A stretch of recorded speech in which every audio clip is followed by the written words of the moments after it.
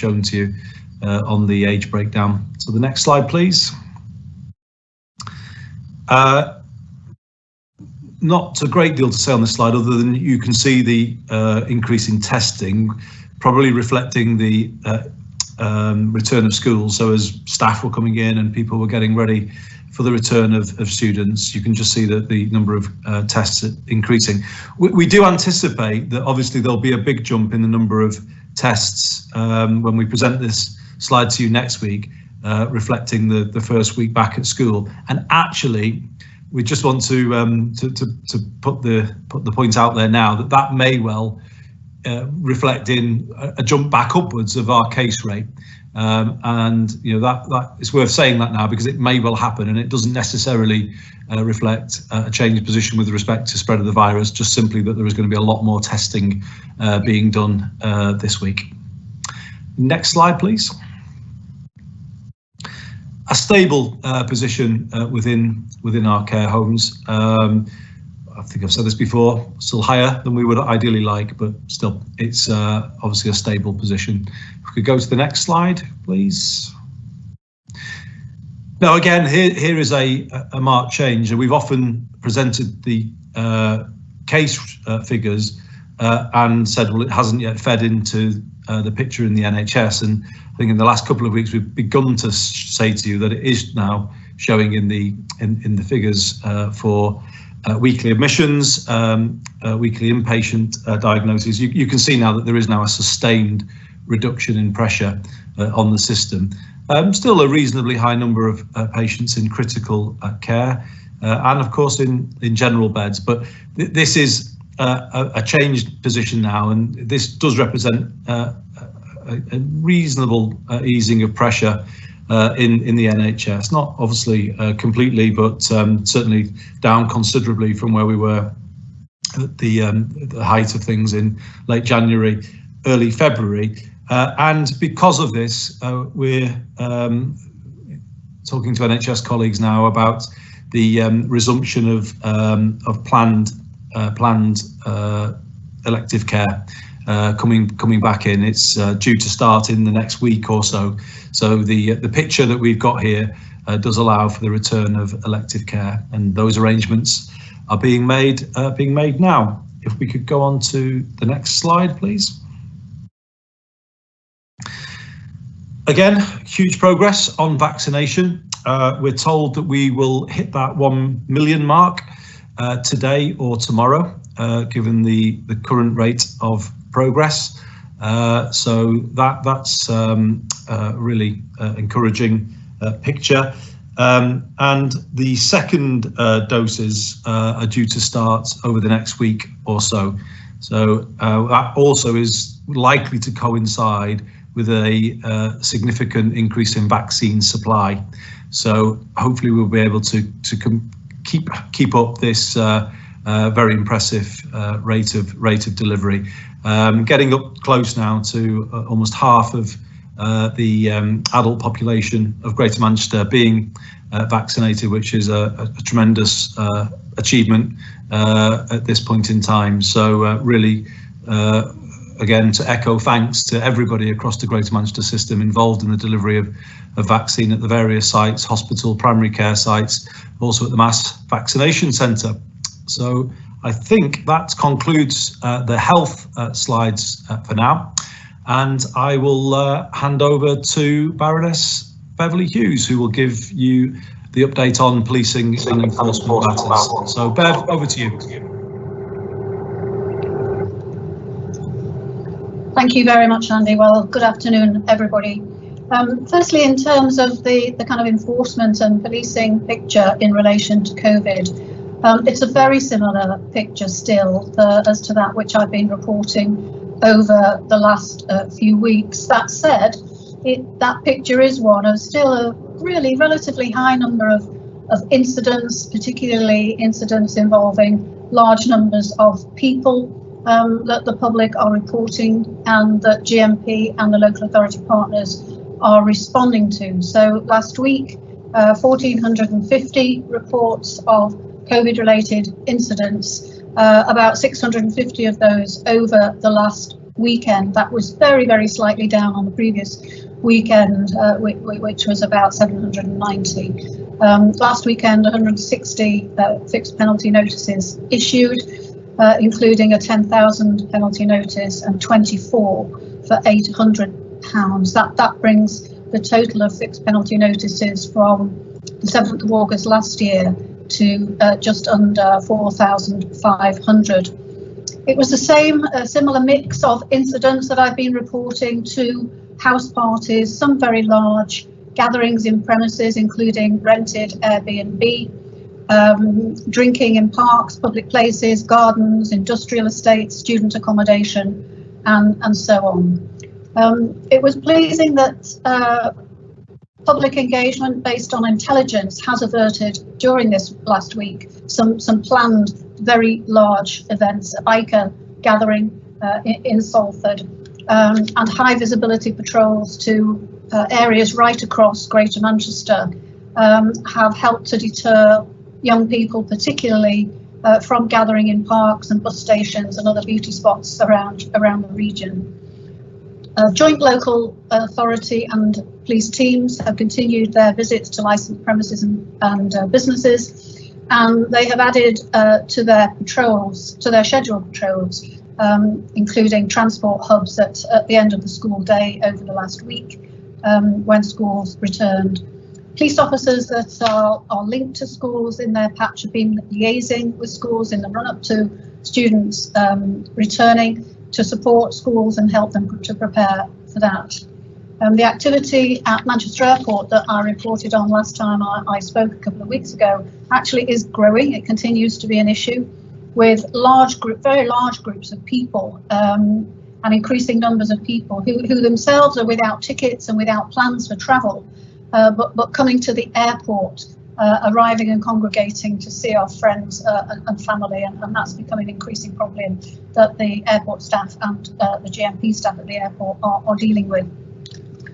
Obviously, we're looking ahead in terms of the roadmap announced by the government and considering again with our local authority partners how we have to plan for the stage relaxation of restrictions over the coming months, and to make sure that the police local authorities are well prepared for that in terms of the internal communication that they'll need to have with their own staff about telling them what the current regime is and how they should respond to infringements, and also obviously externally with the public. So a lot of joint work and communication activity with our strategic partners.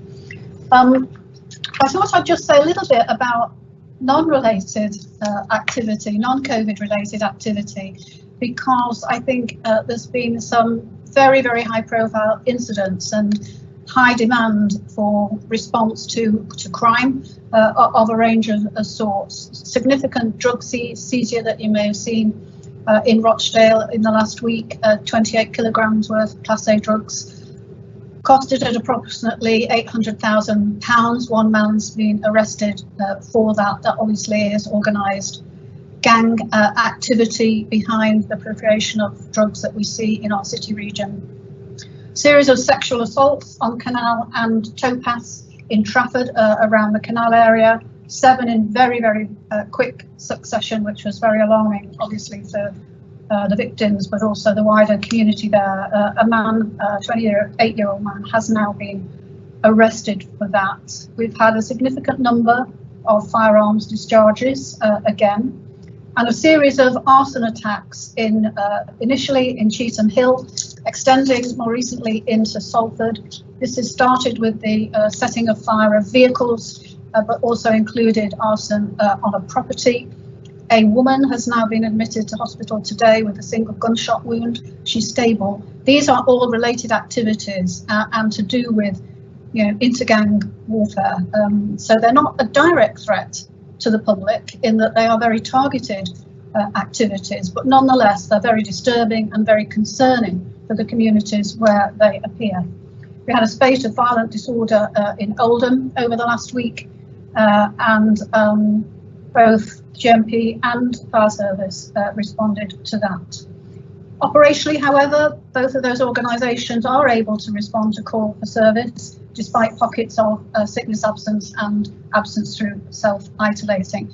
The fire service itself is still doing an incredible amount actually in terms of mutual aid to other agencies, other partners related to the COVID pandemic, which includes helping with the public engagement activity, lateral testing, door knocking for tracing, and vaccination centre administration and marshalling, a whole range of activities there, most of it on a voluntary basis by our staff and operational crew. And then finally, I just wanted to turn to some of the activity that's come on stream recently over the last few weeks, particularly Operation Perseus, which started around the turn of the year. And that is a 7-day, 24-hour team based in the city centre, working to focus on Piccadilly and Piccadilly Gardens, targeting a number of aspects of activity there, including antisocial behaviour, and really trying to disrupt that behaviour, but also particularly safeguard the vulnerable young people who get caught up in that, who end up being victims of crime and so on. And that sits alongside a number of other very specific dedicated operations, again, in and around the city centre of Manchester. Operation Orion is focused on drug supply. Operation Sycamore is focused on violent crime and knife crime. And, you know, this is as a result of the progressive increase in the number of police officers since 2017 that the Mayor has provided for, that we're able now to put these extra resources into the city centre. You might say, well, why the city centre? Why is the city centre getting all that? I think there's two important reasons. It's important that people understand. Firstly, notwithstanding COVID and the fact that a lot of places aren't open, people from all around Greater Manchester want to come into the city centre, and it's important for us that we're able to keep people's level of confidence about travelling into the city centre and obviously tackling the crime and antisocial behaviour that takes place there more than elsewhere. It is really important. But the other reason is because formerly the way of dealing with the increased demand in the city centre was to abstract police officers from all around Greater Manchester. And, you know, lots of complaints from councillors and also police officers themselves, for whom it was very disruptive to be pulled off your shift in Wigan and told that you were going to the city centre. So this extra resource, this dedicated team now, obviates the need for that abstraction, and I think it's a much better way of making sure that not only the city centre has the resources it needs, but all of the local districts keep the level of policing that they need to police their own local areas safely. So I just thought that was worth explaining, Andy. But I think that's me done now. Thank you.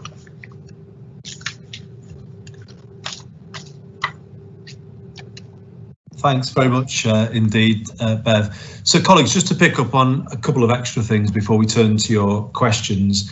Firstly, on the budget and the theme of levelling up. I was probably more positive about the budget last week than I feel today, certainly as we've looked more into the detail and the small print. Certainly become more worried that levelling up is losing its way. It's certainly not the vision of a northern powerhouse that was first sold to Greater Manchester by George Osborne in 2014, or more recently was laid out in a speech by the new Prime Minister when he came to Manchester in 2019. It seems that we've moved a long way from the levelling up and the northern powerhouse vision as set out then. If we look at what was announced in the budget with regard to the Community Renewal Fund, the Towns Fund and the Levelling Up Fund, the way the funds have been allocated and the criteria, well, we don't know the criteria, but the apparent criteria guiding the prioritisation of areas and their access to those funds, it feels as though it's becoming increasingly divisive and politicised, and that is a backward step, given that levelling up has the potential to unite the country coming out of the pandemic. It should be an agenda that is fair to people everywhere, led by needs, not by politics. But if it is led by politics, I think it will lose credibility. And just let me pick on a couple of examples as to how it might lose credibility or become divisive. If you look at the Community Renewal Fund, 4 out of the 10 boroughs in Greater Manchester have been given priority access to that fund, but 6 not. And it's not been explained why 6 haven't. Or if you look over in the Liverpool City region, which was the area that was the biggest beneficiary of European funding when it was in place, and community renewal funding is the successor funding. What we see there is only one of the 7 boroughs, St Helens, has got access to that funding, and it's hard to see how areas like Knowsley and Halton and Liverpool haven't got access as a priority when Newark, Norwich and Herefordshire have got priority access.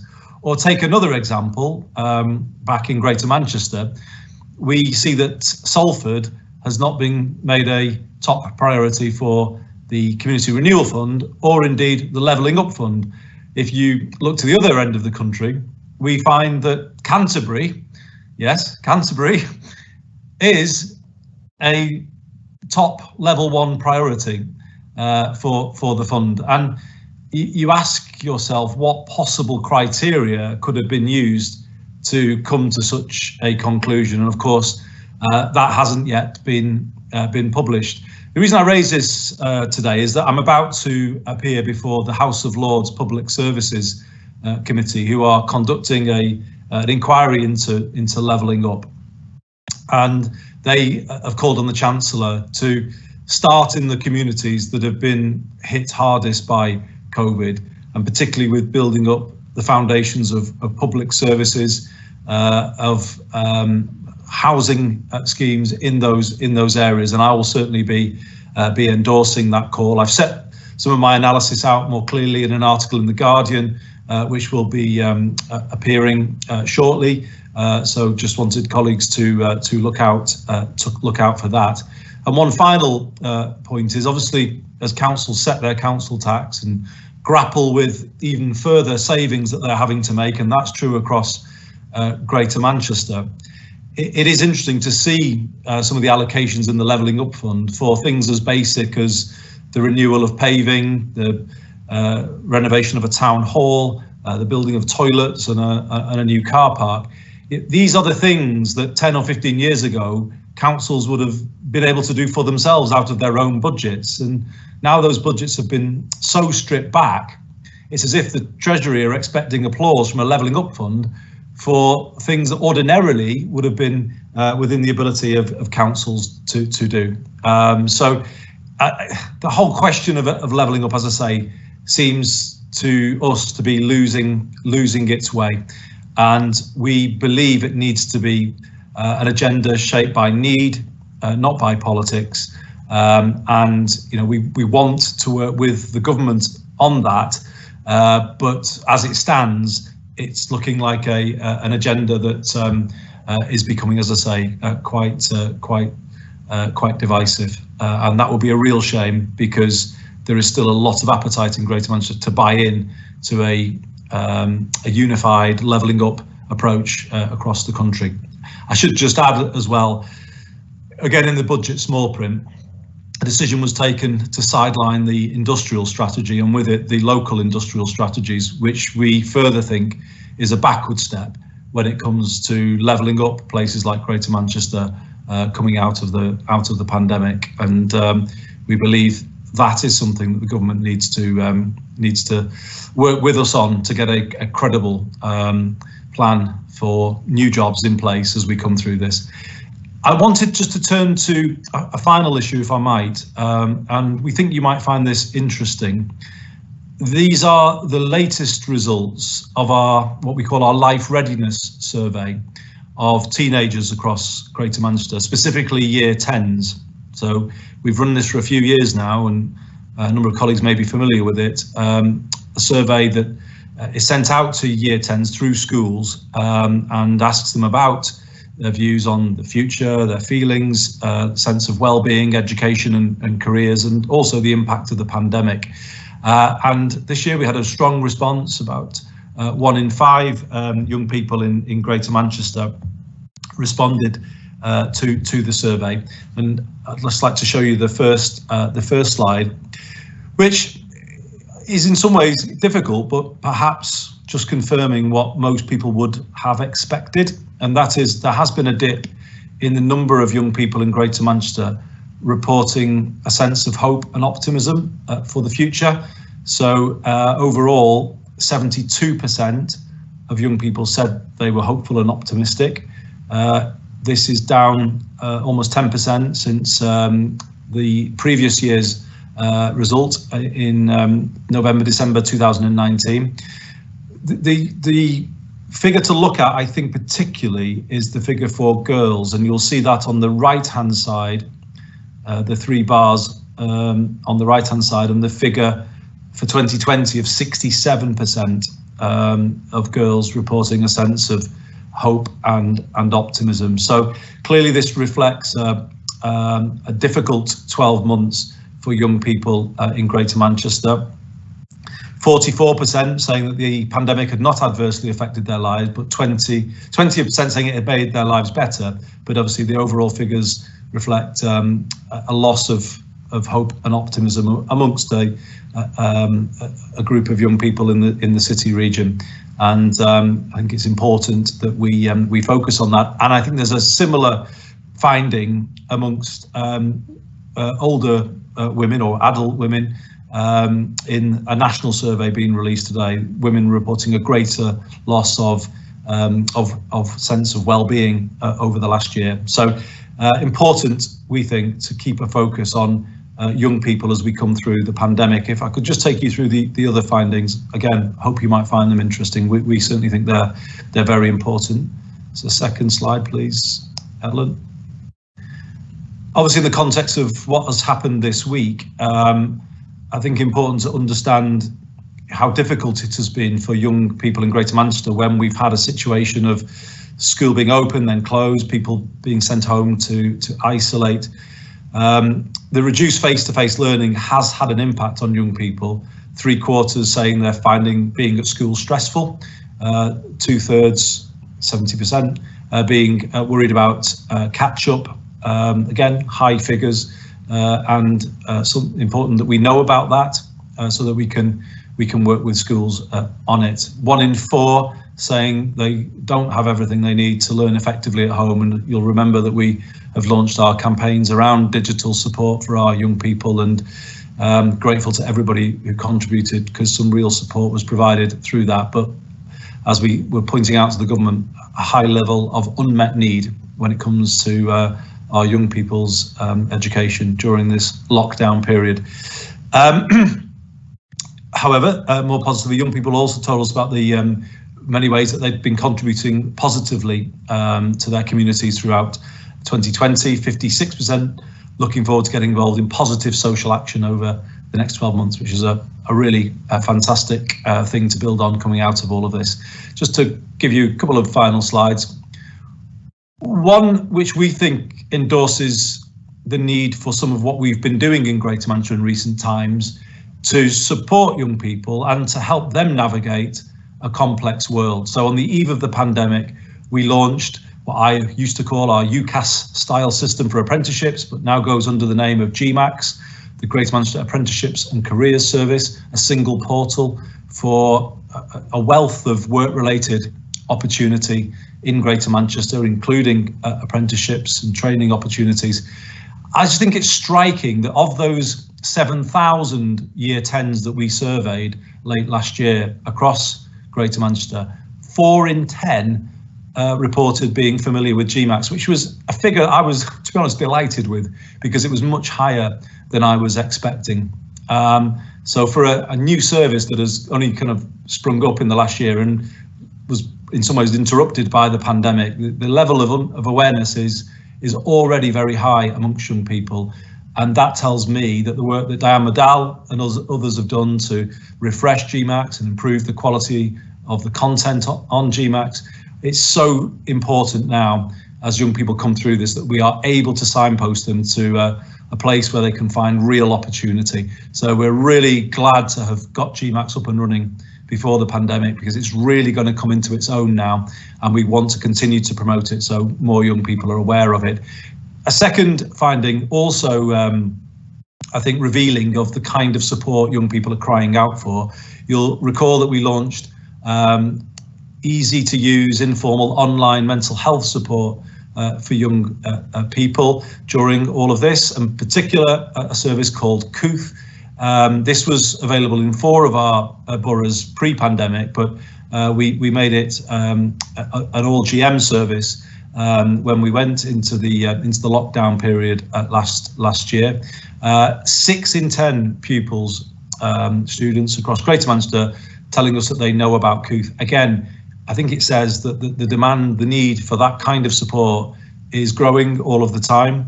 We all have to become much more concerned about children's mental health and well-being. I think it's taken a hit in the last year, as we've just shown to you today.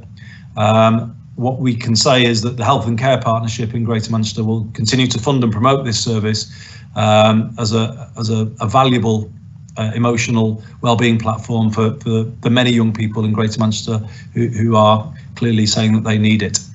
So just to finish on a final slide, just pointing towards some of what this means from a policy point of view. We are obviously going to continue to build up some of the services that we've put in place over the last year. We certainly are going to promote GMAX more widely and encourage businesses to put more opportunities on there. And just on the final slide, the University of Manchester have put out a press release today about the launch of the Greater Manchester Young People Wellbeing Programme, which is to take our life readiness survey up to a new level of sophistication in terms of the analysis of what our young people are thinking and feeling, and the extension of it to other year groups. This will then in turn allow schools and other public services to improve the support that they provide to this age group, often forgotten in the past, but not here in Greater Manchester. So that's being launched today. The university have put out a press release on that. We're grateful for their support on it, and I know that City and the community and the Manchester United Foundation are also supporting that work. So just wanted to signpost that to you. So thank you for bearing with us on all of that. I will hand over to Ross to take us through your questions. Ross. Thanks. Thanks very much, Andy. I'm going to go to 2 sets of questions. One from Eloise Linford at Hits Radio.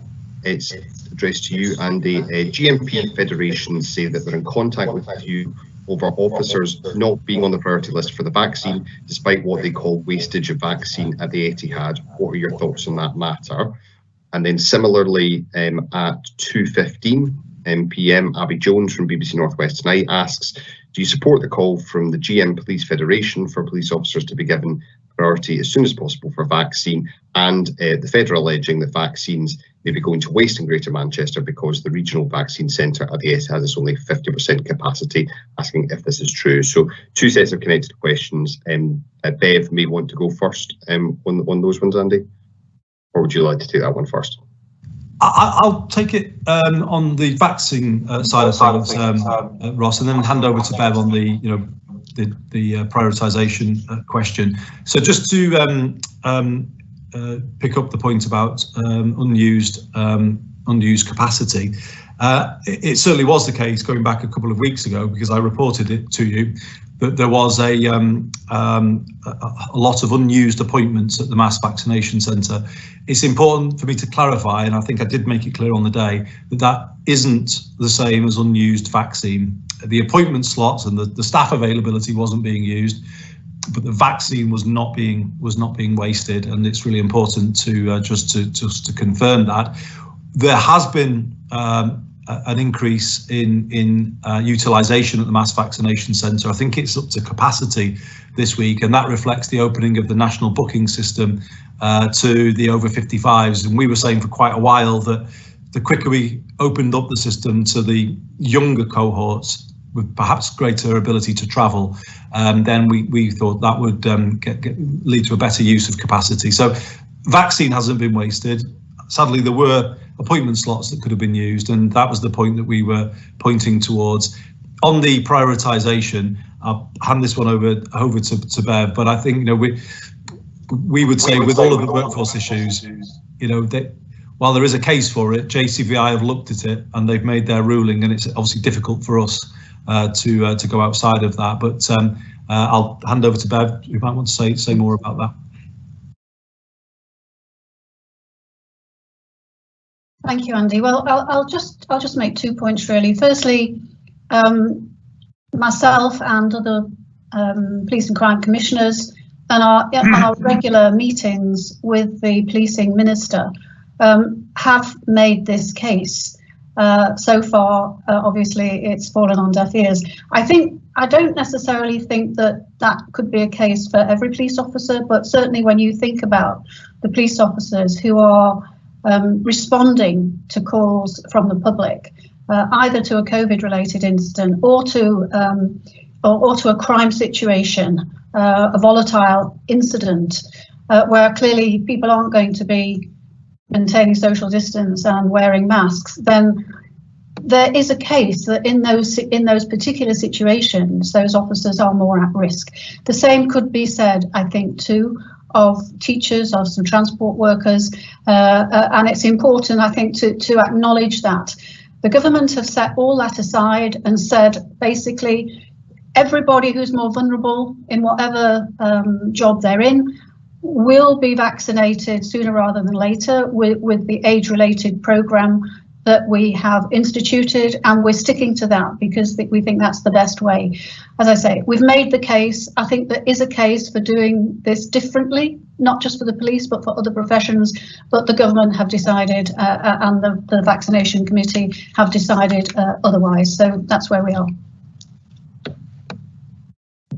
Thanks very much, Bev. I'm going to go to a question from Tom at Hits Radio. Put this one to you first, Andy.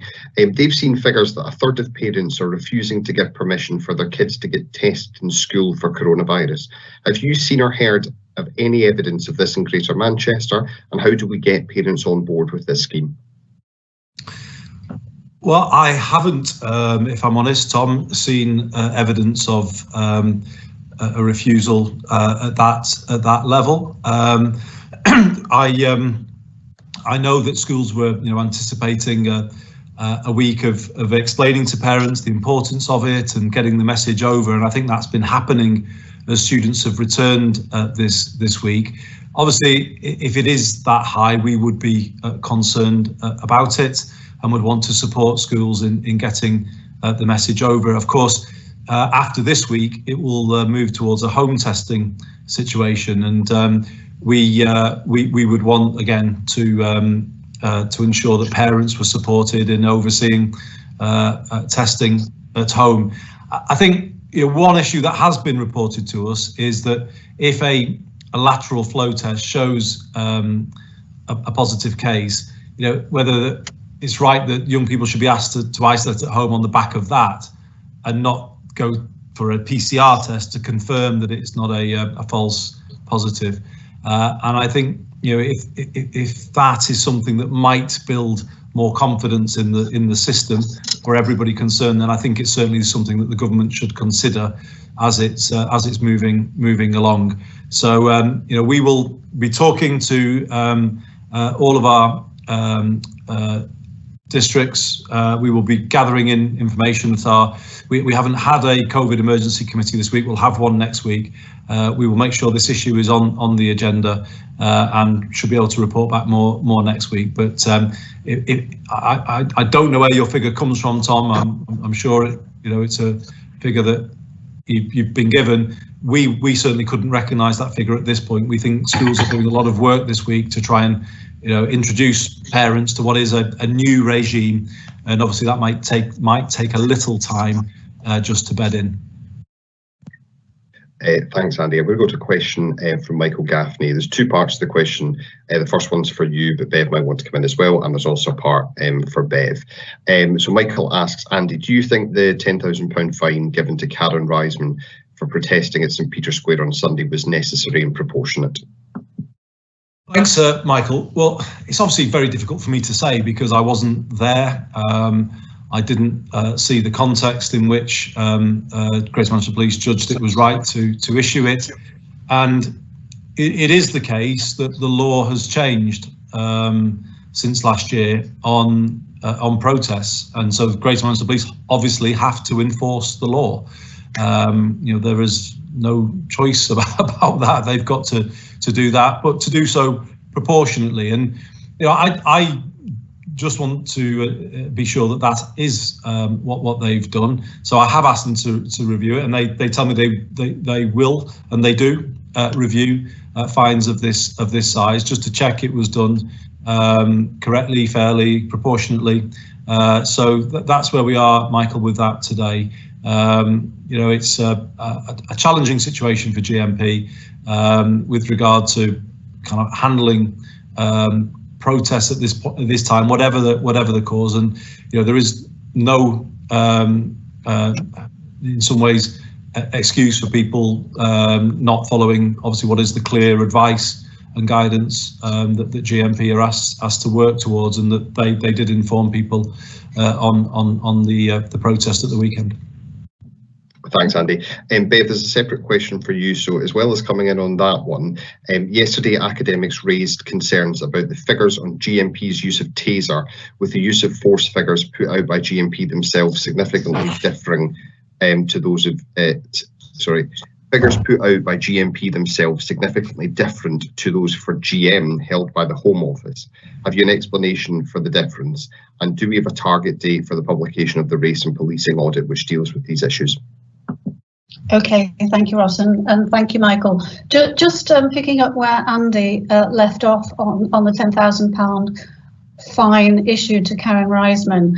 I'd just say two things in addition to the comments Andy's made about the fact that it is now illegal at the moment. Nonetheless, the police are trying to not move to enforcement quickly. They try and persuade people to disperse. I understand that is what happened in this case.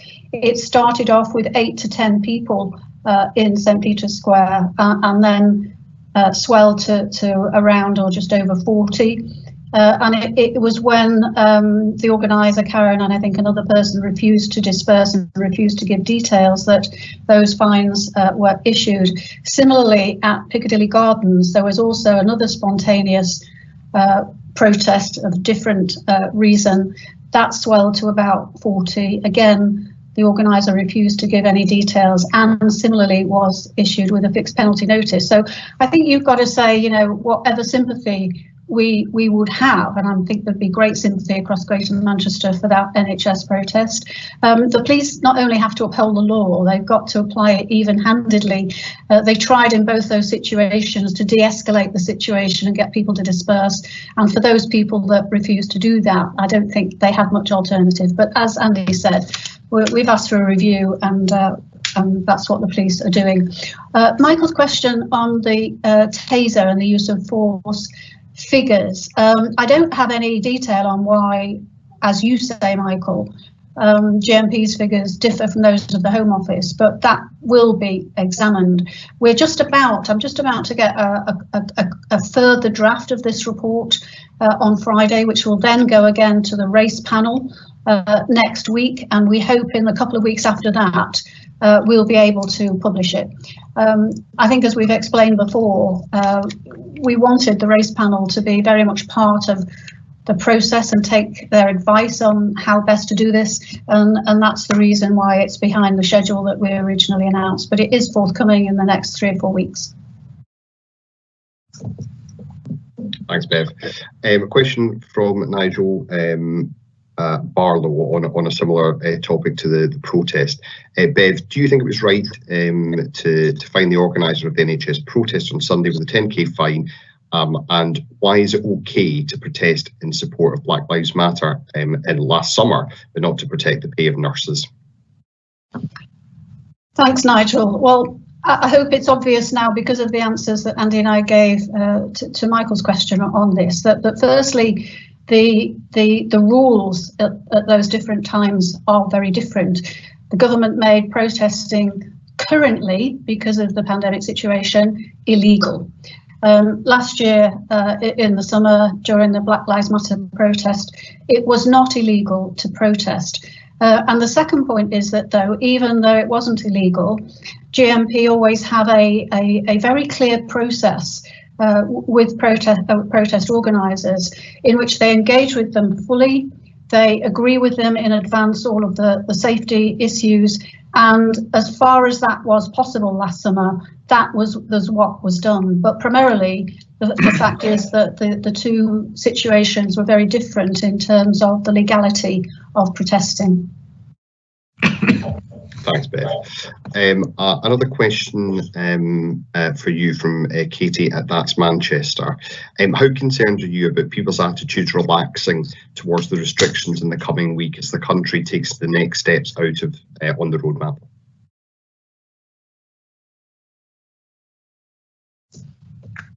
Is that for me or? Yeah, but sorry, Bev. Yeah, okay. Sorry, so I didn't know. Yeah, look, I mean, we are concerned because it's quite understandable.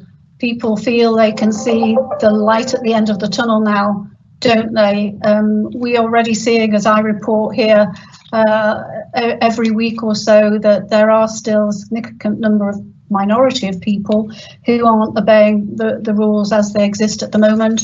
I think we've heard this week the concern just today and yesterday from the Chief Medical Officer, particularly his concerns about relaxing the roadmap restrictions any faster than has already been announced, because of the fragility, really, of this balance between the benefits that the vaccine is progressively bringing, we think, and the news about that is positive and gets more positive regarding transmission and so on all the time. But on the other hand, you know, the real danger that this virus could take off again, and that we'd be in a situation in that we lost control of it again. And that is a very fragile balance over the next few months. The graduated response that the government has put in place, I think we should adhere to. And certainly here in Greater Manchester, we will be enforcing that, as I keep trying to say very strongly, every week. As I say, I think people's attitudes are understandable, but we will keep enforcing the restrictions as they exist at each stage of this roadmap. Thanks, Bev. Andy, did you want to come in on that? No, I think Bev's covered it really well, Ross. I would only just point to the Chief Medical Officer's comments yesterday. You know, it's easy to get optimistic, isn't it, as we kind of feel we're getting somewhere. But you know, we certainly think caution will make this the last lockdown. So if everybody needs to bear that in mind, if you want this to be the last lockdown, I think we need to proceed cautiously. And you know, we'll certainly be encouraging people to think in that way. Thanks, Andy. A question from BBC News. Figures last week show Manchester has had the lowest overall vaccine rates in the north of England. What do you put this down to, and how do you plan to tackle this issue?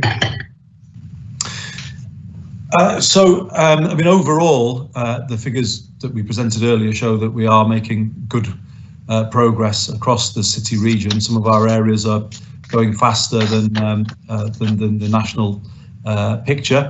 But there is a concern about low take-up amongst particular communities. So, for instance, you asked me how we plan to tackle it. I met the Greater Manchester Council of Mosques last night to talk about how we could support imams and community leaders to get the message out, because there are scare stories within the Muslim community, also in the Jewish community as well, where we've seen low take-up in certain communities.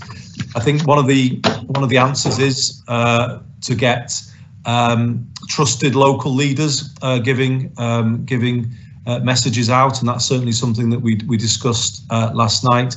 Greater flexibility over the sites where the vaccine is delivered. I think we have got some really good examples in Oldham and in Manchester, one of our mosques in Manchester, when vaccine has been delivered in centres very close to the mosque. There was a big upswing in the number of people taking up the vaccine. So we've got good evidence actually now of what might work to build confidence. It does seem that in particular communities, we see it in all communities, there can be a kind of swirl of misinformation, and we've got to be quick in countering it, clever in countering it, and obviously building that confidence level back up using trusted voices in all communities. So I met the Greater Manchester Council of Mosques, who are doing brilliant work. Similarly, I met the Jewish Strategic Group on Monday this week, and we're really lucky in Greater Manchester to have forums like these where we can have one conversation with our communities, and we are doing that, and we want to support our communities who are working really hard actually to build confidence and counter the reluctance. Very little that they say is denial, actually. People are just reluctant to have the vaccine. They're hesitant rather than refusing. And we just need to help people, just get that bit of extra confidence. So lots of work in hand and lots of focus on it. I think the take-up is lower in more deprived communities across the board, and obviously that is true in parts of Manchester. But it's a good question, Abby. I hope you can see that we are on with it, working hard on it, learning from what's been done in London and Birmingham. So we are, of course, talking to colleagues there as well. Thanks, Andy. A question from Maya Wolfe-Robinson at The Guardian. Assault charges are being considered in the case of Jack Barnes, who died while being restrained by Metrolink workers. Do you support that? Obviously, it's a very distressing case, given the images that we all witnessed on the video. Not ever anything you would want to see on the streets of anywhere, but not in our city. It's a really terrible thing to have to see, and we feel deeply for Jack's family. Beyond that, I'm reluctant to say any more about charges, because properly, these are matters for the authorities to look at and to look at carefully. Without it's me interfering. It's not proper for me to interfere when those kind of considerations are being made. Thanks, Andy. A question from Jen Williams at the MEN. Andy, we're already hearing of entire school bubbles having to self-isolate since pupils went back. Are you getting any sense of how much of an issue this is so far? And secondly, please could I check on the employment status of the former Chief Constable? Is he still employed by GMP, or has he now formally left? If he's left, what were the financial terms of the departure? Thanks, Jen. So on the first question, I'm afraid it's only anecdotal at this moment in time. So as I said before to Tom, I haven't got any formal information about the extent to which this is a problem. But anecdotally, I am hearing that there are some groups being sent home. And it's why I made that point about whether it's right to rely completely on lateral flow to make decisions of that kind, when we know how hard that will be for young people to be sent back home this week, having gone back into school. And, remembering that slide I put up about the levels of stress that young people are experiencing when they're thinking about going back to school. It isn't something that we would want to see unless it was absolutely, strictly necessary. And I just think there's a bit of further work to be done here to see whether, a lateral flow test could be confirmed by a PCR test before that action is taken. So I think there's more to be done on this, Jen. I think we always knew that this system would take a little while to bed down. So we want to work with schools and our directors of public health. We'll be having a report back at our committee next week. So as I say, we should be in a position to give you more information then. On your second question on the employment status, as it stands today, yes, he is still currently employed by GMP. Thanks, Andy. I'm going to go to a question from Alice Sofield. A group of MPs are claiming that the test and trace system is costly and that there's no clear evidence it has led to a drop in coronavirus cases. How do you feel about the system with 37 billion will have been spent on it? The thing is, Alice, I can't imagine what that could be spent on. It just seems an astronomical sum of money for the system that it is. I mean, okay, there's a lot of tests that need to be carried out and they can be quite costly, but 37 billion. Now, of course, this is an allocation at this point in time, not a spend. It was obviously the further funds released in the budget, the further 15 billion released, but still, it just seems a huge amount of money. And we are confident that if the responsibility for testing, tracing had been passed to local teams as opposed to outsource, we're certain here that it could have been done for significantly less than the figure that was has been allocated, and not just for less, much more effectively. Because when we've seen the improvement in the National Test and Trace programme, it has been largely achieved through the involvement of councils successfully tracing people that the national system couldn't reach.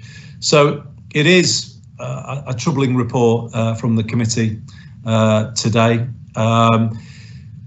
To say that it's had minimal impact on the that cost is obviously is frustrating. We still haven't fixed the isolate side of this as well, because we keep coming back to this point. You can test somebody and find a case. You can trace them and their contacts and ask them to self-isolate. If people aren't financially supported to do so, well, all of it breaks down anyway at that point. So the system is far from fixed. Although the testing and tracing is working better, the failure to fix self-isolation support means that the system is still not as effective or as robust as it needs to be, as we see the roadmap continuing to proceed. Thanks, Andy. We've got two final questions in the last 5 minutes. The first one's from Maya at The Guardian again. Do you support MPs such as Holly Lynch, who have called for greater press regulation following the Meghan and Harry interview? I've always believed that there is a case for it coming out of the Leveson inquiry a number of years ago. I didn't believe that the reform that was put forward was adequate. The independent, the IPSO regulator. So yes, I do believe there is a case for greater regulation. I know it's a controversial matter, particularly for many people on this call, but I don't believe the voluntary approach to self-regulation has ever provided sufficient redress for people who are victims of unwarranted, unfair press harassment or intrusion. Thanks, Eddie. And the final question is from Nigel Barlow about Manchester. Once the pandemic is over, and Nigel's assuming your re-election, will you be continuing these weekly press conferences with questions of a broader nature? Well, I'm not assuming anything yet, Nigel. I'm not taking a single vote for granted, and obviously we will soon move into that election campaign, and we'll be able to have the debates around the mayoral election. I think, it's interesting, implicit in your question is the sense that these briefings have been helpful to colleagues in the media. We're always encouraged by how many of you give up your time to attend, and we do appreciate that. And I've said before, we appreciate the very high standard of reporting that often comes, the fair reporting that comes out of these events. I think there is a case, isn't there, to do a weekly briefing on more general matters. I think it's convenient for you all. I think it's easy. People can attend if they want to, if not. So I think myself and the Deputy Mayor probably will look to maintain a weekly briefing of this kind if the good people of Greater Manchester decide to stick with me come May. Thanks very much, Andy. And we're going to open further questions so we can finish there. Great. Well, as I say, thank you everybody for coming again and for your questions. I hope you'll agree that there's good progress in those slides today. So the light at the end of the tunnel just got a little bit brighter. So hopefully that will brighten up a fairly gloomy day in Greater Manchester today. I don't know if it's as grim where you are as it is where I am, but it's certainly an improving picture with regards to the pandemic. But back to the earlier question, it's tempting to want to speed things up, but I do think we need to listen to the Chief Medical Officer and the Directors of Public Health. we're getting on top of this, but I think it's a steady as we go approach at this stage. We need to see that situation in schools settle. We need to kind of be sure at what that's done to the R number before, obviously, we we kind of call for any acceleration of things. So, it's encouraging. We're obviously going to keep coming back to these issues every single week from here. But let's make this the last lockdown. Let's not throw away the good progress being made on vaccination and on getting the numbers down. So to say, finally, thank you to the public of Greater Manchester who are obviously following the restrictions. It's clear in the figures. That's what's happening. For myself and the Deputy Mayor, we're grateful to you all for your sacrifices. Grateful to our incredible staff in the NHS for everything that they're doing in all public services, actually. And with that, we will finish there and call this to a halt, and we will see you all next week. Thank you very much, everybody. And thank you, Ross, for your hosting the questions there. Bye, everyone.